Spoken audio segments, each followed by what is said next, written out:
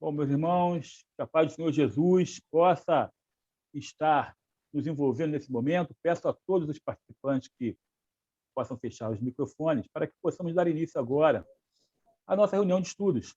Esta noite nós temos aí a felicidade de receber nosso irmão Alexandre Burburan, trabalhador da Congregação Espírita Francisco de Paula, situada lá na rua Conselheiro Zenha, número 81, não é isso, Alexandre? Na Tijuca? 31.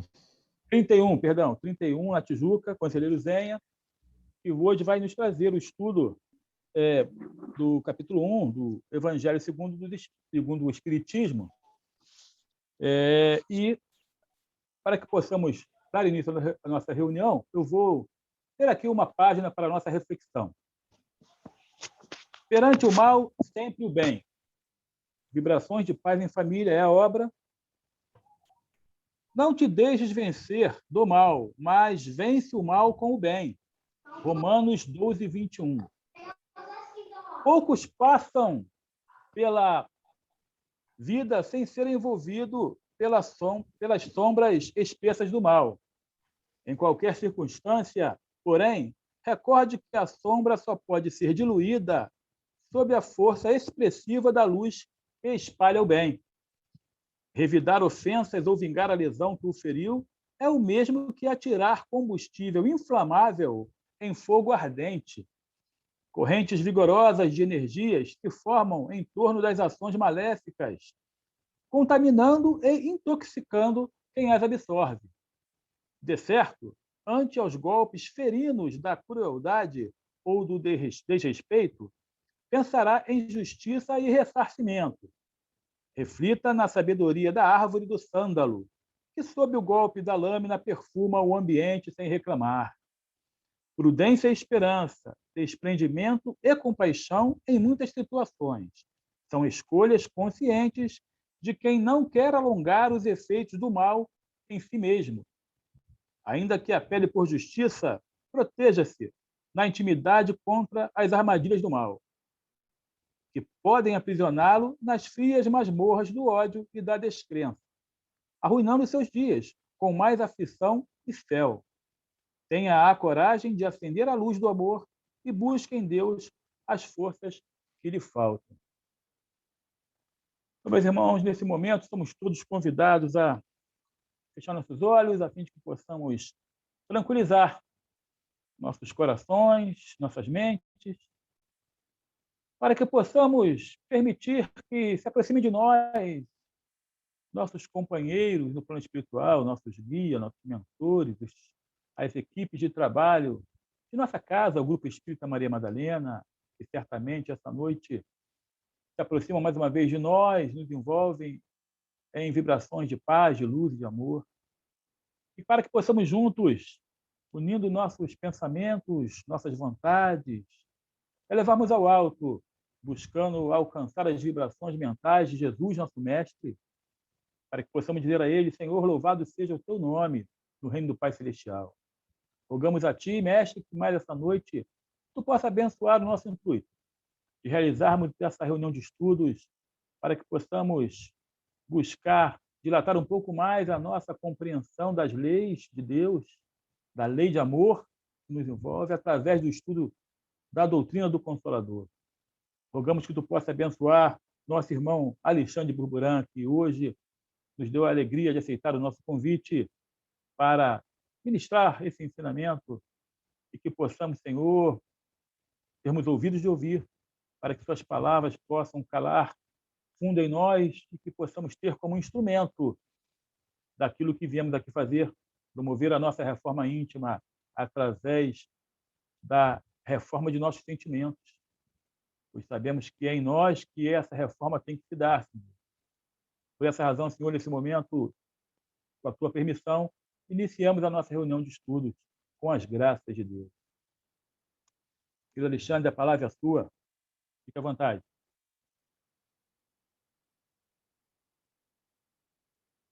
Microfone, Alexandre, por favor. Sim, esqueci. Então, mais uma vez, eu peço a todos que elevem os seus pensamentos a Deus, a Jesus, aos nossos bons amigos espirituais, Eu dou graças a Deus, graças a Jesus e graças a todos esses nossos bons amigos por terem nos reunido aqui em torno dessa ferramenta virtual que supre as nossas necessidades nesse momento em que nós devemos nos manter distantes, distantes fisicamente, porém espiritualmente unidos. Então, meus irmãos e irmãs, eu não conheço a maioria dos senhores e das senhoras, também os irmãos não me conhecem, não devem ainda ter tido a oportunidade de ter contato comigo, pelo menos eu, lamentavelmente, não me lembro. Eu costumo dizer que eu sou um contador de histórias, né? Muita gente diz assim, você é palestrante, coisa e tal. Não, eu não sou palestrante. Palestrante, orador, são Divaldo, Richard Simonetti, quer dizer, Richard Simonetti já desencarnado. Enfim, são esses os grandes, Haroldo Dutra, enfim, todos eles são realmente oradores. Eu sou um conversador, eu gosto de conversar. Eu gosto de conversar e, geralmente, eu digo que quando me reúno com os irmãos na seara espírita, eu me sinto sentado numa mesa de jantar, em torno da qual estão os meus irmãos, a minha família, e nós estamos ali conversando sobre as histórias da família. E hoje a gente vai conversar sobre a história do nosso irmão maior, aquele que é o grande exemplo para todos nós, é o caminho, a verdade, a vida. Então, vamos conversar sobre Jesus Cristo e sobre o seu evangelho, seus ensinamentos. Existe uma passagem de Jesus que está transcrita lá em João, já no momento final do seu messianato entre nós, né, quando ele foi entregue à autoridade romana pelos herodianos e pelos homens do Sinédrio, e ele é apresentado ao governador romano da Judéia, na ocasião, que era Pilatos, né, Pôncio Pilatos. Pôncio Pilatos já era o 9º governador romano da Judéia, né? E Pilatos, que não estava muito satisfeito ali naquela situação, porque os romanos eles não tinham muito apreço pelos judeus. Eles consideravam os judeus um povo atrasado, muito briguento, muito beligerante, tanto que um pouco mais tarde Pilatos ele vai ser inclusive retirado do governo da Judéia porque ele vai reprimir de uma maneira muito violenta mais uma das inúmeras rebeliões do povo judeu, né?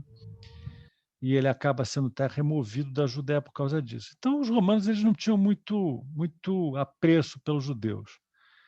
E o Pilatos não estava gostando muito daquela história de ser colocado pelas autoridades judaicas naquela condição de executor do julgamento de alguém que, evidentemente, ele percebia não era alguém que tivesse caído nas graças do rei, de Herodes Antipas e do Sinédrio, lá com Caifás, né? Então, naquela condição, meio constrangido, mas também de uma maneira irônica, um tanto debochada até, Pilatos recebe Jesus e ele pergunta para Jesus: bom, então, és o rei dos judeus? E Jesus responde a Pilatos: meu reino não é deste mundo. Se o meu reino fosse deste mundo, a minha gente haveria combatido para impedir que eu caísse nas mãos dos judeus. Mas o meu reino ainda não é aqui. Uma resposta que, principalmente naquela época, soava aos ouvidos das pessoas, principalmente de um romano, como algo enigmática. E aí Pilatos insistiu: bom, então és rei. E Jesus respondeu: tu o disseste, sou rei. Não nasci e não vim a este mundo senão para dar testemunho da verdade. Aquele que pertence à verdade escuta a minha voz. João transcreveu essa passagem no seu evangelho, está lá no capítulo 18, versículos 33 e diante. dois fatos interessantes são: primeiro, Jesus respondeu a Pilatos. Um pouco antes, Jesus comparece ao Sinédrio e ele não responde a nenhuma das perguntas que lhe são dirigidas. Então é interessante notar que Jesus, ele entendeu que Pilatos merecia uma resposta dele, enquanto os sacerdotes lá no Sinédrio não mereceram uma resposta dele. Isso é algo interessante que daria até para a gente ficar conversando aqui o resto da noite, né? Por que Pilatos teria merecido uma resposta e os homens do Sinédrio não? Jesus, o excelso pedagogo, em cada atitude, ele deixava um ensinamento para nós. E ele procurava utilizar as situações para nos legar uma lição moral e uma mensagem sobre o futuro que nos aguarda. E nessa passagem, Jesus ele está com absoluta clareza nos falando da vida futura. Porque ele diz: meu reino não é deste mundo. Se fosse, a minha gente teria combatido. Ou seja, ele é rei, mas não é rei deste mundo. Então, de que mundo ele é rei? Ele é rei do mundo espiritual. Ele é rei de uma dimensão muito maior do que essa estreita dimensão onde nós nos encontramos encarnados. Então, ele está anunciando para nós, como ao longo de todo o seu messianato ele anunciou, uma vida futura, uma referência clara a uma vida futura. E essa mensagem é, sobretudo, importante porque, se não houver uma vida futura, a maior parte dos preceitos morais que estão vazados no Evangelho, eles perdem sentido. Eles perdem o sentido. Bem-aventurados os aflitos, porque eles serão consolados. Bom, serão consolados onde? Imediatamente ou numa vida futura? Bem-aventurados os mansos, porque herdarão a terra. Bom, mas herdarão a terra quando? Então, tudo, nas palavras de Jesus, anuncia uma vida futura.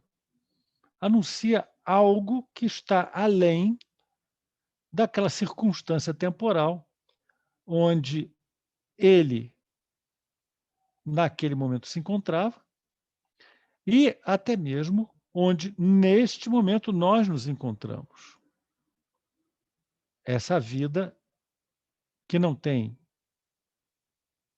fim, essa vida ilimitada, é o anúncio claro que ele nos faz e que todos os preceitos morais que ele nos legou só fazem sentido se nós pensarmos em recompensas, gozos e consolações, como nos diz Allan Kardec no Livro dos Espíritos, né?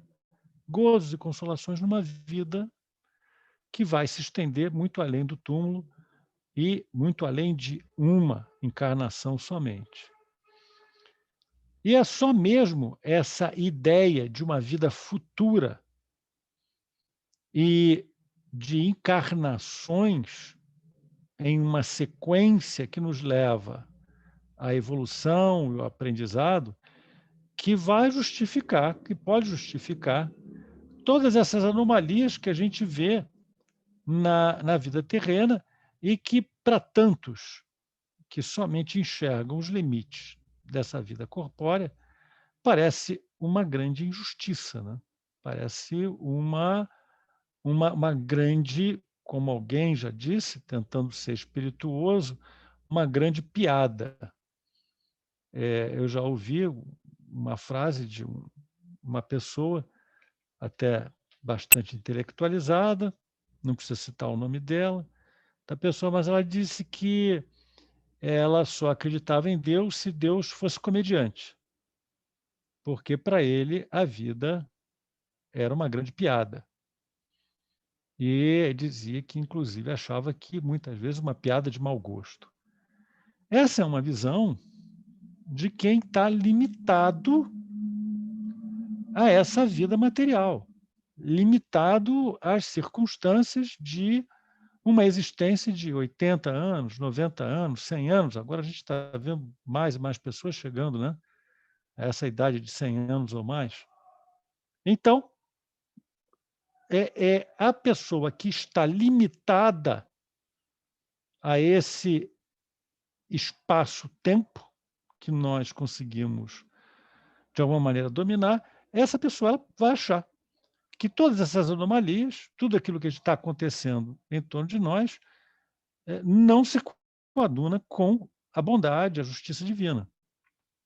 E não vai entender, de forma nenhuma, toda a moral evangélica, porque toda a moral evangélica está baseada nessa noção de que temos um futuro que se estende além do túmulo. E, naturalmente, toda a observância das leis de Deus, ela encontra a sua verdadeira recompensa nesse reino a que Jesus se referiu, o reino dos céus, na vida futura. E Jesus, ele, através desse momento com Pilatos, coroou tudo que ele já havia dito anteriormente sobre o que está lá do outro lado, lá no assim chamado outro mundo, ou uma outra dimensão. Aqui também nós podemos conversar muito, inclusive, sobre as modernas teorias da física a respeito de dimensões, multiversos. Inclusive, hoje, um pouco antes aqui de me reunir com os irmãos, eu estava lendo um texto em que um físico ele falava que nós conhecemos ainda muito pouco da matéria que nos cerca. E ele falava que de toda essa matéria que nos cerca, nós conhecemos mais ou menos 20% dela. Mas tem 80% da matéria que está em torno de nós, que é chamada de matéria escura, que eles não fazem a menor ideia de como seja. Eles não fazem a menor ideia de como seja realmente. O que eles sabem é que essa matéria ela não se organiza como nós conhecemos. Os átomos, núcleos atômicos, elétrons, não se organizam dessa maneira. Mas eles não sabem responder exatamente como é que se organiza. Então, veja, nós conhecemos ainda muito pouco da matéria que nos cerca, conhecemos muito pouco de praticamente tudo, e a gente pode falar desse plano espiritual como uma outra dimensão natural inserida no nosso universo, até como um outro universo que interpenetra o nosso. De qualquer maneira, Jesus ele já nos deu a notícia: olha, tem um outro lado. Tem um outro lado. E nesse outro lado, a justiça divina ela se estabelece com absoluta precisão, eficácia, eficiência.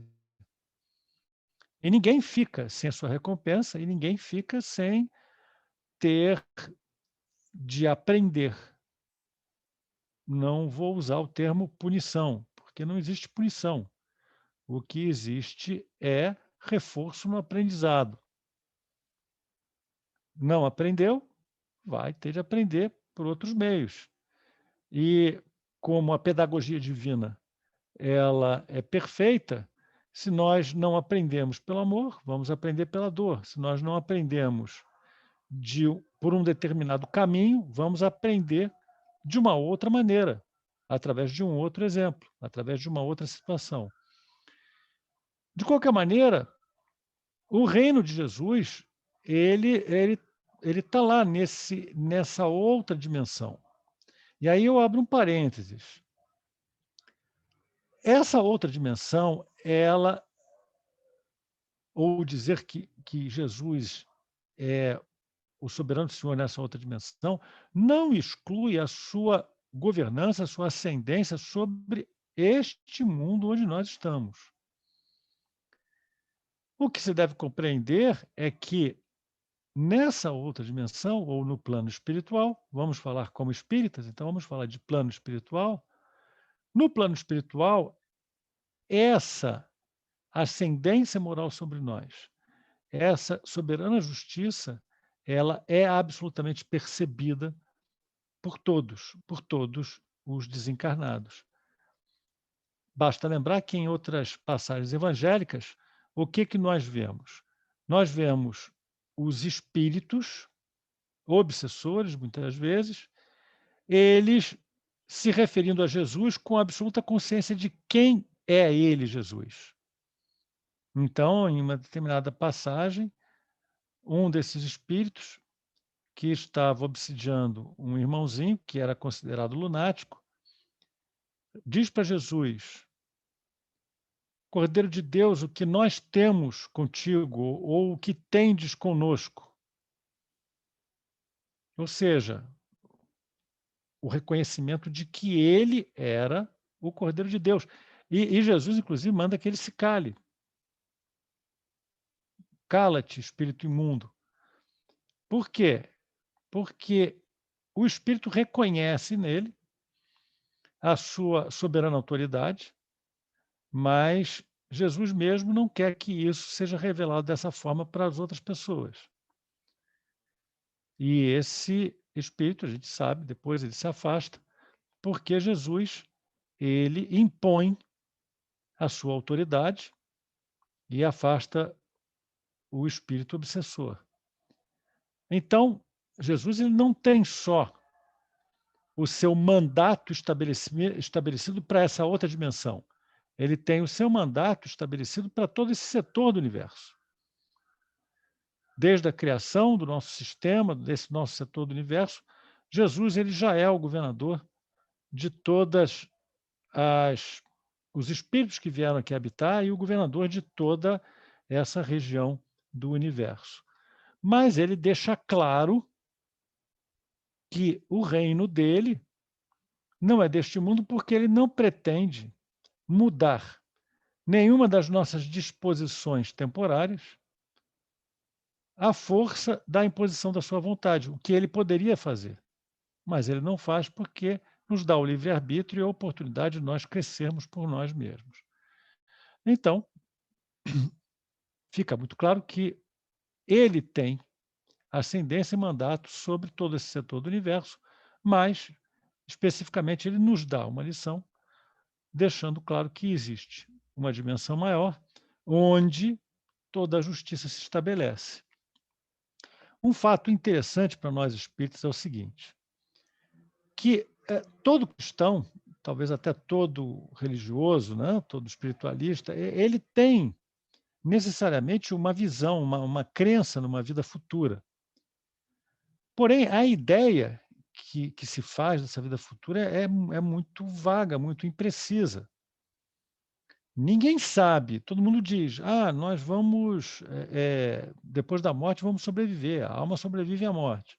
Tá bom, a alma vai para onde? Ela faz o quê depois que desencarna? Tem algum tipo de tarefa, tem algum tipo de dever, fica flutuando nas nuvenzinhas, faz o quê? Para onde a gente vai? A gente vai encontrar quem lá do outro lado? Nenhuma dessas respostas é dada por qualquer outra religião, ou talvez, sim, algumas orientais, né? Mas, fundamentalmente, o espiritismo ele responde a maior parte dessas perguntas, e responde de uma maneira muito direta. Diz que você desencarna e continua sendo a mesma pessoa que era. Se você era um bom sujeito, você continua um bom sujeito. Se você era um mau sujeito, você continua um mau sujeito. Você pode descobrir, depois de desencarnado, que está fazendo uma besteira muito grande, está fazendo escolhas muito erradas. Mas você não muda substancialmente, porque desencarnou. Agora eu desencarnei e virei santo. Não. Você, com perdão da expressão, era um canalha, você continua canalha. Vai mudar, pode mudar. Todos nós podemos mudar, todos nós podemos evoluir. E evoluímos. A lei do progresso nos garante que nós vamos evoluir. Mas Ninguém se modifica pura e simplesmente porque mudou de estado. Deixou de encarnado e passou a desencarnado. O Espiritismo nos deixa isso muito claro, ele nos explica isso, ele complementa com clareza, completa com clareza todo o ensinamento de Jesus. Então você vai desencarnar, ok, você vai desencarnar, você vai continuar o indivíduo que você era. Você vai chegar lá do outro lado e você vai se afinizar e se ligar àqueles que têm o teu mesmo padrão de pensamento.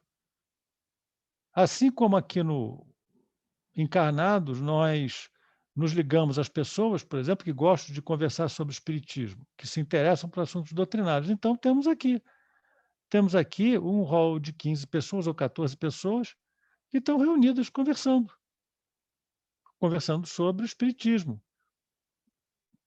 Tem gente que acharia essa nossa conversa tremendamente chata. Eu acho ser tremendamente agradável conversar sobre isso com os irmãos. Espero que também os irmãos estejam gostando da conversa. Mas haverá quem diga que isso é uma chatice e queira se afastar de uma reunião como essa.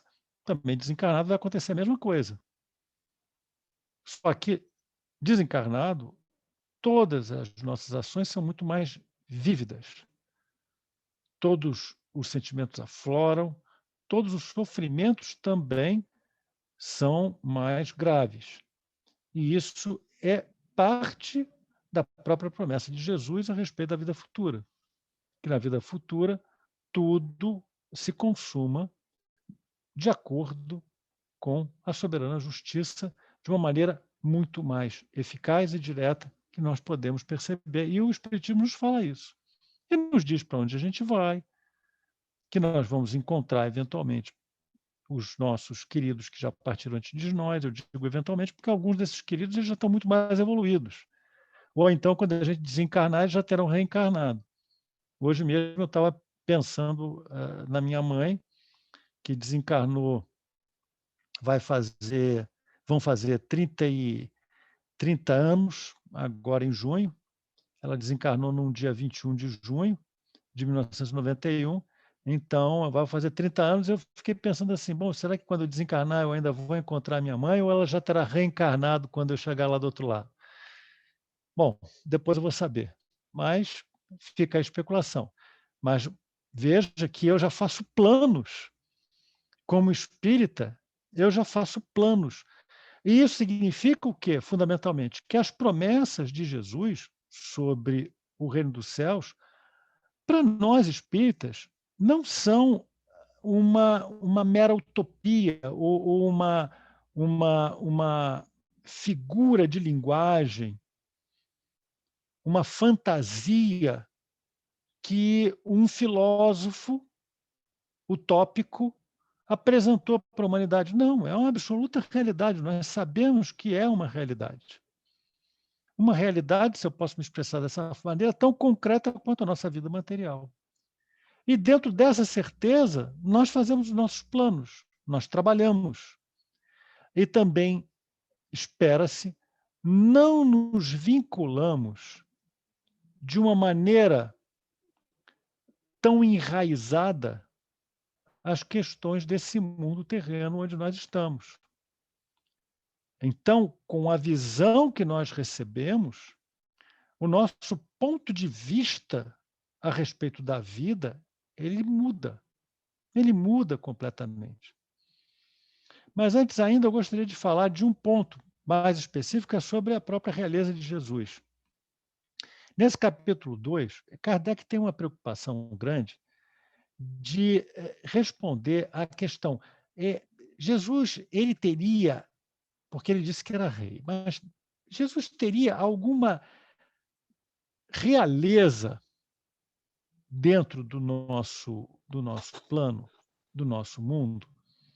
Veja que essa é uma questão que pode parecer desinteressante para nós espíritos, mas ela é muito interessante para uma série de ramos de pensamento. Veja que ainda no século XIX havia muitas monarquias que inclusive estavam abandonando o absolutismo por aquela época. Mas ainda, por exemplo, na Rússia czarista, ainda vivia-se numa monarquia absolutista. A vontade do rei, a vontade do czar era absoluta. E os reis, eles atribuíam a si mesmo uma origem divina. E havia mesmo na França algumas correntes que diziam que os reis franceses, a partir dos reis francos, etc., eles tinham uma ascendência que podia mesmo remontar a Jesus, ou chegava próximo de Jesus. E aí se estabelece a questão, bom, então Jesus ele tinha uma realeza terrena? De forma nenhuma, isso nem interessa. Se, como diz Kardec, a gente pode falar em termos materiais que Jesus era rei, o que nós podemos dizer é que ele era rei como, por exemplo, Pelé é o rei do futebol, Roberto Carlos é o rei dos cantores, ou sei lá, quem mais eu posso falar que é o príncipe entre os filósofos, o rei entre os cientistas, enfim. Como ele foi o ápice de tudo aquilo que de inteligência, amor e soberana bondade teve entre nós, aqui encarnados, a gente pode dizer que ele é o rei. Nesse sentido, Kardec diz, bom, então ele foi o rei, a realeza dele é a realeza moral. E a vantagem, sobretudo dessa realeza moral, é que ela não se esgota com o fim da vida terrena. A realeza moral ela se prolonga e mantém seu poder até mesmo após a morte do corpo físico. E é assim que a gente tem que entender Jesus. Eu abro até aqui um parênteses para fazer um comentário com os irmãos sobre um fenômeno que se observa nos dias de hoje. Muitas vezes a gente está vendo um documentário na televisão e está ouvindo alguém falar sobre Jesus, a mensagem cristã, inclusive alguns ateus, materialistas, falando sobre Jesus, e percebam que eles sempre vão abordar Jesus pelo viés da figura histórica, da personagem histórica. Tá bom, Jesus é também uma personagem histórica. Mas, na maioria das vezes, eles vão, de alguma maneira, tentar pespergar em Jesus a imagem apenas de um mero homem que foi um revolucionário na época dele.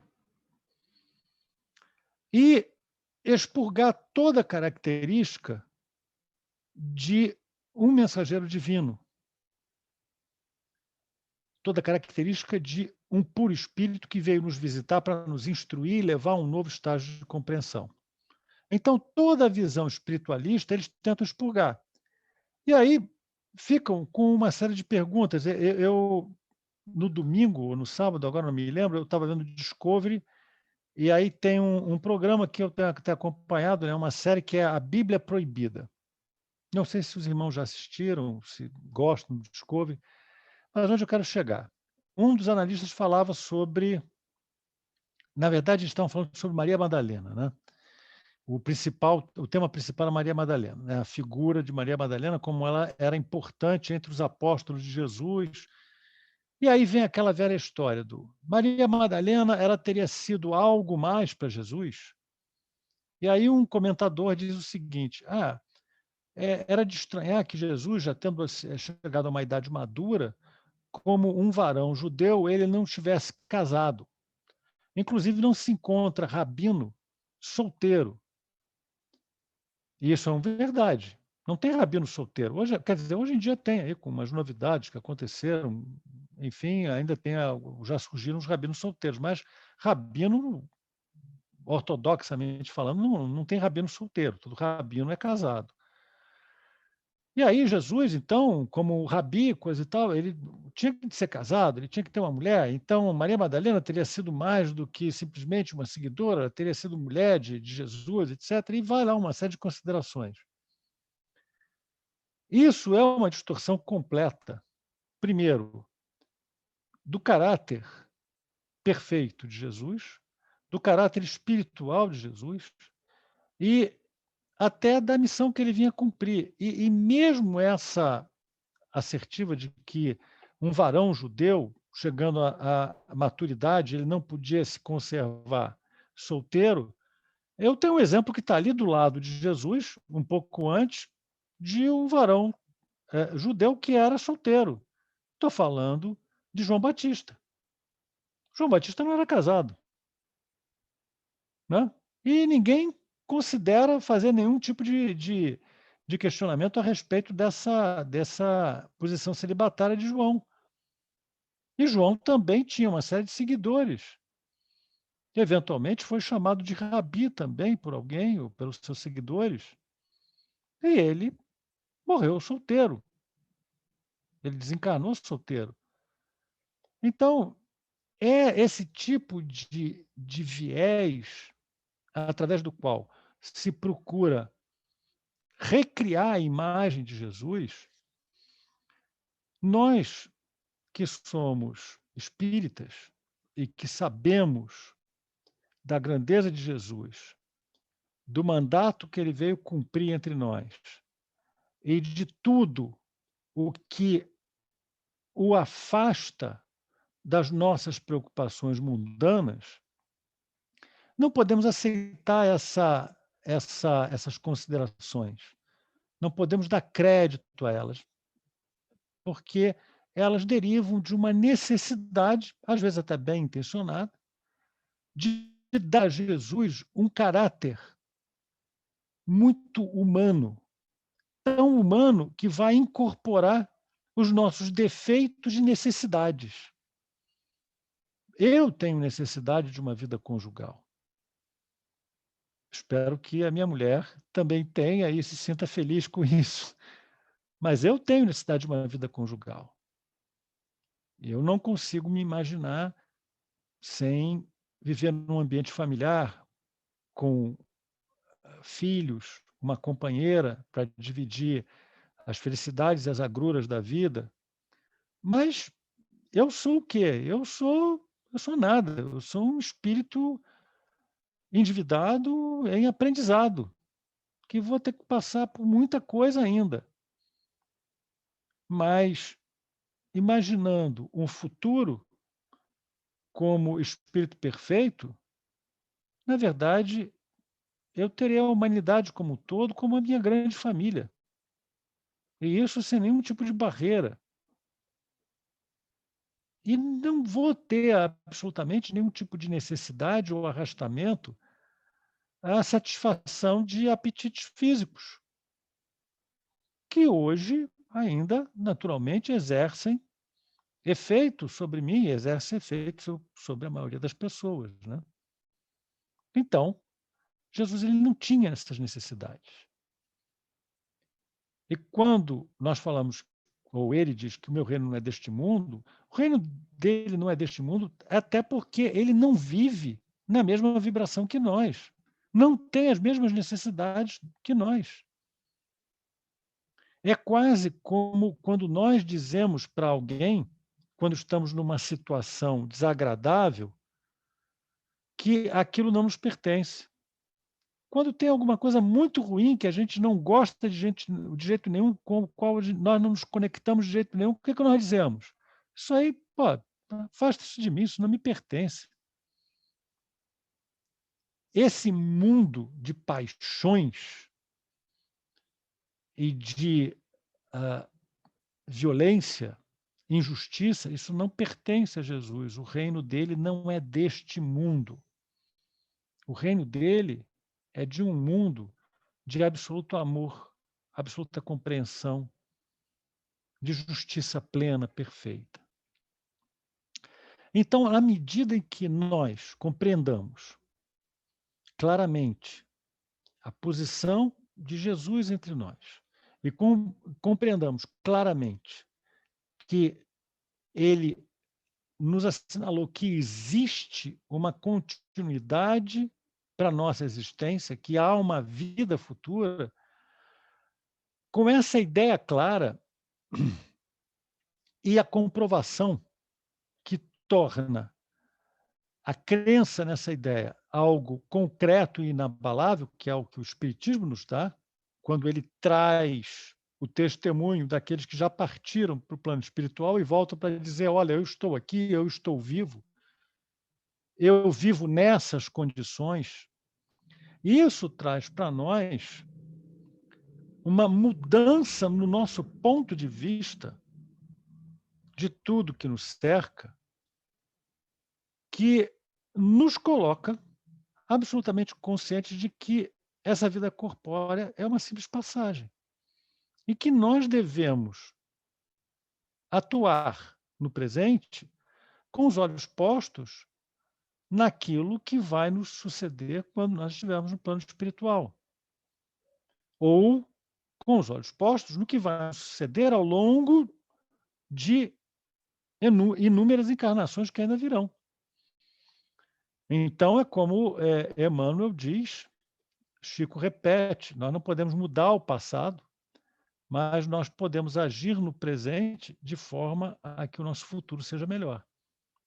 E o futuro já não é mais uma coisa incerta, é algo real. O Espiritismo complementa o que Jesus nos anuncia e demonstra, é real. Você vai para lá, você vai, pela lei de causa e efeito, receber de volta tudo que você tiver plantado. Como diz Paulo Apóstolo, a semeadura é eletiva, mas a colheita é obrigatória. Nós podemos semear o que nós quisermos, mas vamos ter de colher. E vamos colher na vida futura. Ninguém tenha a expectativa de que vai sair de uma vida de crimes impune. Pode até escapar da justiça humana, da lei humana, mas não escapa da lei divina. E isso é uma promessa absoluta, uma realidade, como eu tenho dito, concreta, que Jesus nos anunciou de uma forma ainda embrionária, inicial, mas que o Consolador prometido, o Espiritismo, ele veio nos assegurar com demonstrações, com provas de ser uma realidade. E todas as pessoas que duvidam da vida futura, ela no final acabam se deixando enredar por uma série de situações que as levam a estágios de infelicidade, se não já nessa existência, em existências por vindouras. Então, aquele que tem realmente os olhos postos no futuro, que conhece, sabe da realidade desse futuro, ele se preocupa com esse futuro e não vai, no presente, dar uma importância maior àquilo que é absolutamente transitório e que não vai ter reflexos nessa vida futura. E, inclusive, com essa visão, vai se consolar perfeitamente dos insucessos que venham lhe acometer e fica certo de que o destino que o aguarda sempre será muito mais benéfico, sorridente. É evidente que a gente não quer, com isso, dizer que Deus condena os gozos terrenos, que a gente não tem que se preocupar de forma nenhuma com o que acontece conosco. Então eu não vou trabalhar mais. Então eu não vou construir minha casa. Então eu não vou educar meus filhos. Não. Alto lá. Nós temos um compromisso, inclusive um compromisso de trabalho. E todo trabalho que nós realizamos, seja encarnado ou desencarnado, esse trabalho ele frutifica em nosso favor. Ele gera frutos que nos favorecem. Então, nós temos de continuar, sim, nos preocupando com o nosso conforto, trabalhando, aproveitando aquilo que nós podemos gerar de alegrias, mesmo que sejam fugidias, mas alegrias, felicidades nesse plano onde nós estamos. O que nós não podemos é considerar que essas sejam todas as alegrias, ou ocupar nossa vida simplesmente para a satisfação desses gozos materiais, porque eles são irrisórios diante da eternidade que nos aguarda, diante do futuro que nós temos diante de nós. Tem no final do capítulo a mensagem que vem, uma mensagem que é uma instrução dos espíritos, que vem assinada por uma rainha de França. A assinatura é exatamente essa, uma rainha de França. E ela vem nos dar o testemunho dela de que nada que implique em posição social nessa vida terrena, títulos de nobreza, posições de comando, nada disso se transporta para a vida espiritual. No mundo espiritual, ninguém recebe nenhum tipo de honraria porque aqui, no plano terreno, teve uma posição de destaque na sociedade. Até pelo contrário, muitas vezes essas pessoas que se destacaram na vida social, material, política, econômica, quando se retiram da vida material, retornam à pátria espiritual, elas vão se encontrar em posições até bem insignificantes. Vão, inclusive, se reconhecer como esse espírito de uma rainha de França se reconheceu em posição de inferioridade em relação a muitos que ela julgava completamente sem mérito. E, no entanto, tinham méritos muito maiores do que ela. E ela, inclusive, no último parágrafo da sua comunicação, ela diz: compadecei-vos dos que não ganharam o reino dos céus. Ajudai-os com as vossas preces, porquanto a prece aproxima do Altíssimo o homem. É o traço de união entre o céu e a terra, não o esqueçais.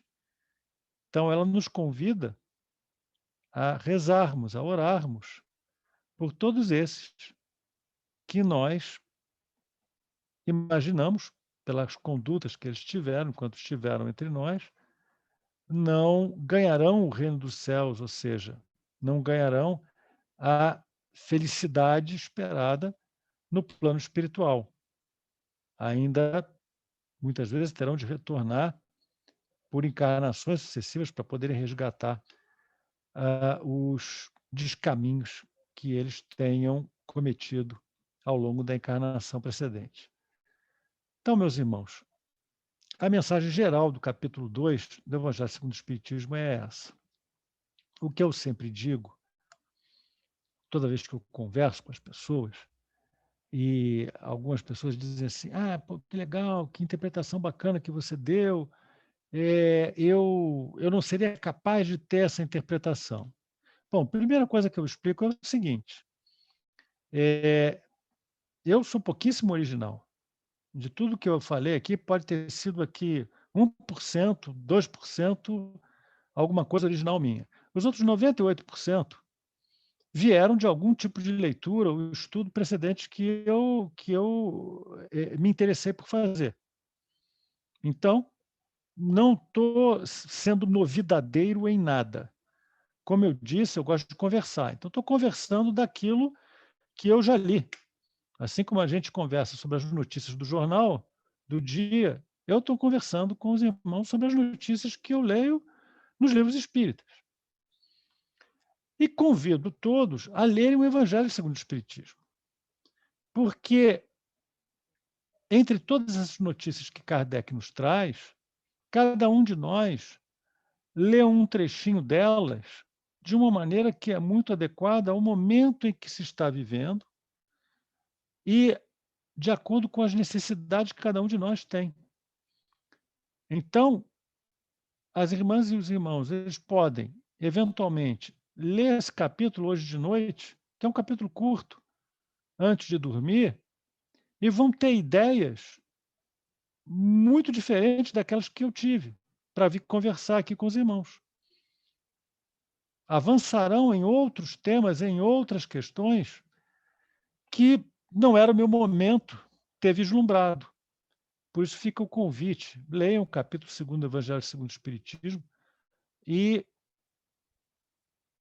perlustrem todo esse caminho que Jesus traçou para nós, tendo Ele próprio marcado esse caminho com a sua existência e, aqui usando uma expressão que muitas vezes os cristãos gostam, marcando com o próprio sangue dele.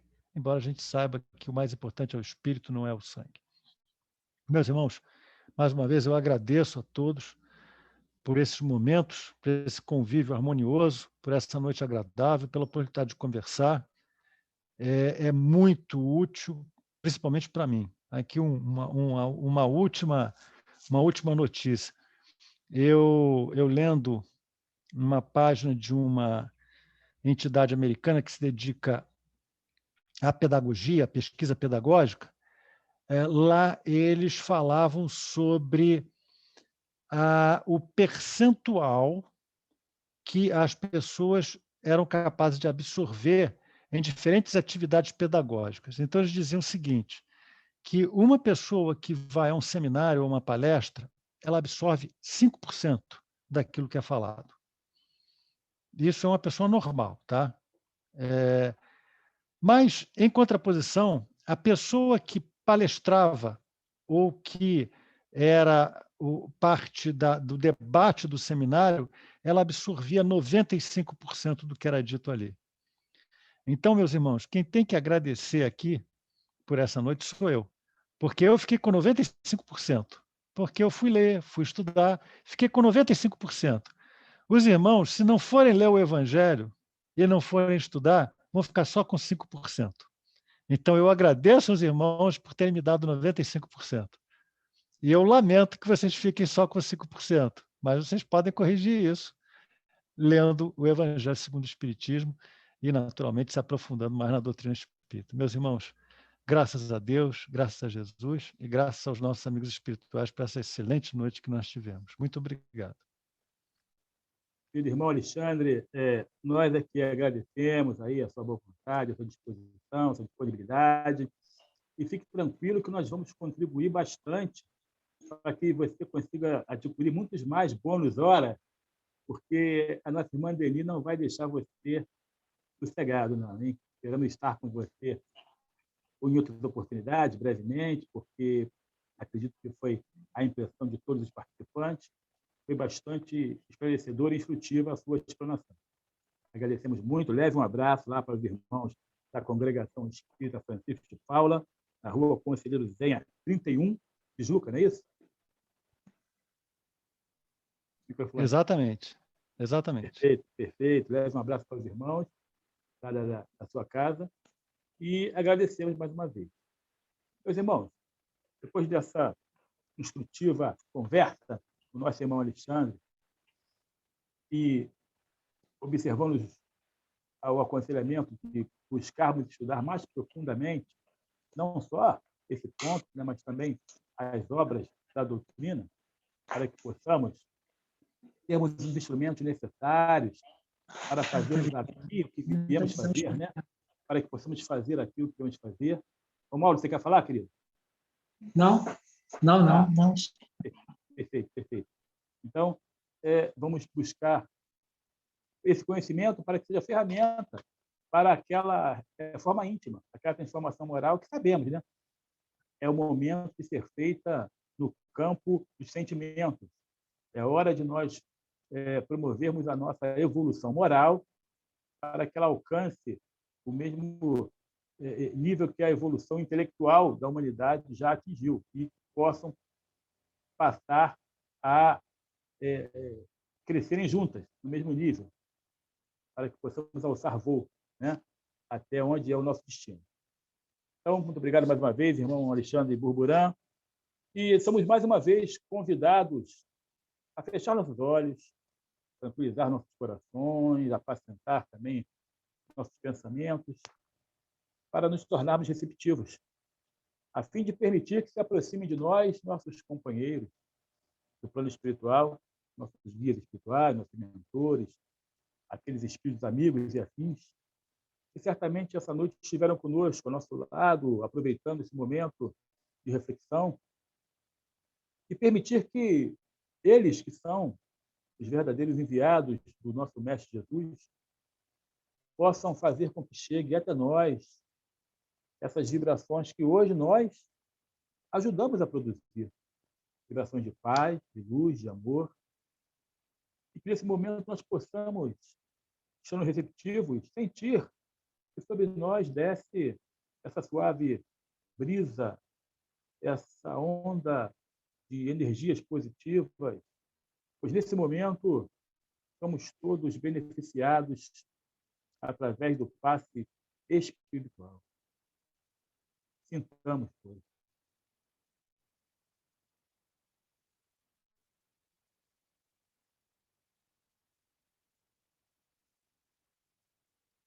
Graças a Deus, amado Mestre Jesus, que nosso pensamento possa, nesse momento, ser a ponte através da qual seus enviados, nossos irmãos, trabalhadores espirituais da Casa de Madalena, possam fazer chegar um pouco dessa energia que hoje aqui produzimos àqueles que estão em nossos pensamentos, nossos companheiros, trabalhadores da Casa de Madalena, que não puderam estar conosco por esses meios virtuais que as circunstâncias nos impõem, aqueles nossos companheiros que habitualmente adentravam as portas de nossa casa a fim de que pudessem participar dos estudos públicos, assistindo palestras como o nosso irmão Alexandre hoje nos trouxe. Eles que estão nesse momento, seus rostos em nossa mente, suas vozes em nossos ouvidos, que essas vibrações possam fazer com que chegue até eles também um pouco dessa energia salutar, positiva.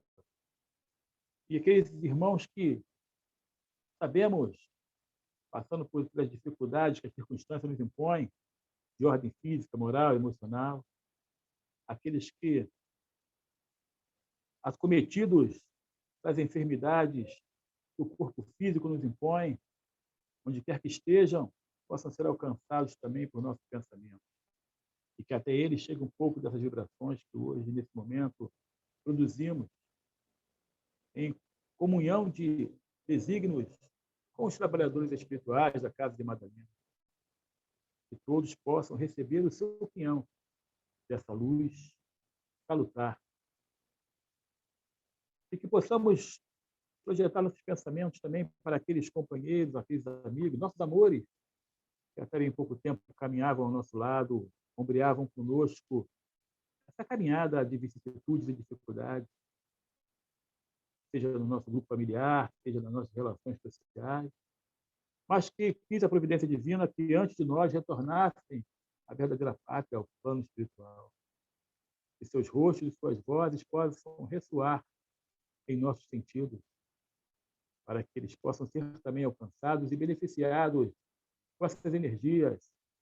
E aqueles que ainda lutam para retomar a consciência do estado que se encontram, possam fazê-lo sem demora, permitindo que até eles esse facho de luz os alcance e possa se promover os resgates que necessitam. E aqueles que já devidamente reequilibrados e conscientes da nova situação que vivem, que possam receber nosso pensamento como um abraço fraterno, para que tenham a certeza que não foram por nós esquecidos e que ansiamos, no momento certo, adequado, pelo reencontro. Que a saudade possa ser o elo que nos ligue, nos fortaleça e fortaleça também a nossa fé. Possamos, Senhor Jesus, continuar seguindo teus passos nesse caminho reto, sabemos um dia nos permitirá estar na sua presença, Senhor. Podendo repetir as palavras de Paulo, que não somos mais nós quem vivemos, mas é tu, Senhor, quem vive em nós.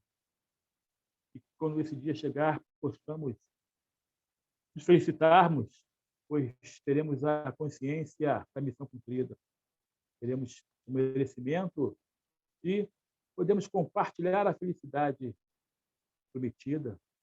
E nesse instante, seremos merecedores. Assim, amado Jesus, rogando para que possa abençoar a todos que estão nesse momento reunidos em teu nome, todos aqueles que, através do nosso pensamento, serão alcançados por essas energias, é que rogamos que tu possa nos dar a permissão para encerrarmos mais essa nossa reunião de estudos da doutrina e terapia do passe. Possa ser assim, Senhor, hoje, em todos os dias que virão, com as graças de Deus. Queridos irmãos,